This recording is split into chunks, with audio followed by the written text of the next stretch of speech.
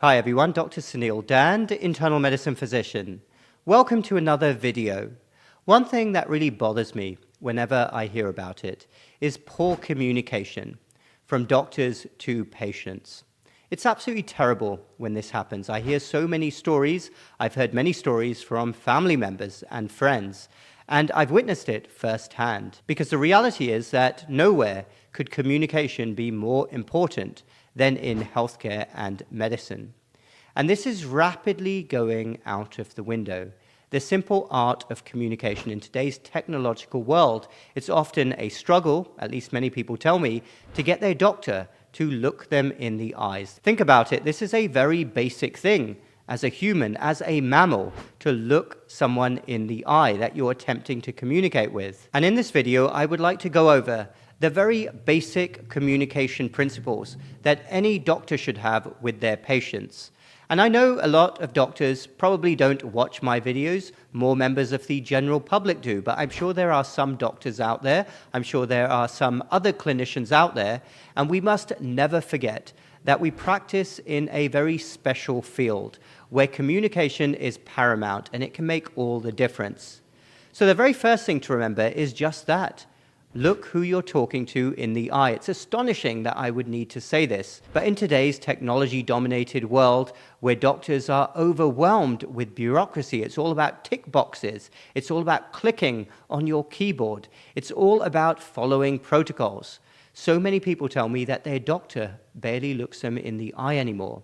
So the first thing that I would say is that any doctor during a consultation must obviously spend more time looking directly at their patient, eye to eye. The eyes are a window to the soul. Again, this is so basic. A doctor should be sitting down for the majority of their consultation. I always do that, even in the hospital. I pull up a chair. There have been studies on this, how sitting down displays more of a sense of calmness and being present. Lean forward.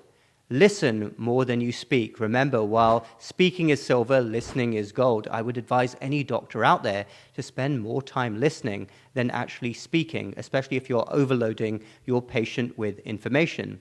Let your patient speak. Let them get everything off their chest. Remember, they are putting a lot of trust into you. They really want you to help them. You will strive to communicate with empathy and compassion. For those few minutes that you are with the patient, you will tell them, even if it's just at a psychological level, that they are the center of your world. Absolutely, the doctor-patient relationship.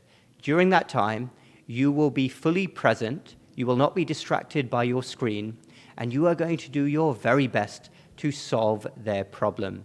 You may not be able to completely solve it, but you are going to use your skills to try to solve their problem. Then at the end of your time with them, you will summarize everything in words that they understand, words that can be comprehended easily, not technical jargon, and you will never leave without asking if they have any questions. I'm often amazed by how many doctors will leave the room and not ask if there are any other questions. Remember, we are talking about people's health. Frequently, it's a life and death matter.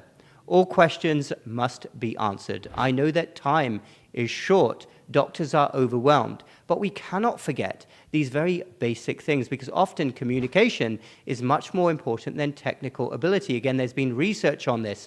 Patients will value much more a doctor who is empathetic, who shows compassion, who is displaying a sense of being fully present, more than a doctor who's in a hurry, who doesn't look at them, who may have amazing technical abilities. On a logical level, of course, this doesn't make sense. You want a doctor who's fully competent, you want someone who's going to solve your problem, but studies have shown that actually what people want is a doctor who is quote-unquote nice, who seems pleasant, who seems interested in their problem. That always trumps technical ability, and on a human level, that's something which is very understandable, particularly when we are at a low point in our lives. We are sick. We crave that human connection. And doctors are in a place of trust. Doctors do a very important job and must never forget the importance of good, competent, empathetic, compassionate communication. Thanks everyone for watching. Feel free to leave a comment down below. I enjoy hearing from all of you. Check out my free newsletter. If you're not already signed up for that, please do so. The link is in the description down below. Hit the like button if you like this video and the subscribe button for more similar videos in the future. We will speak again very soon.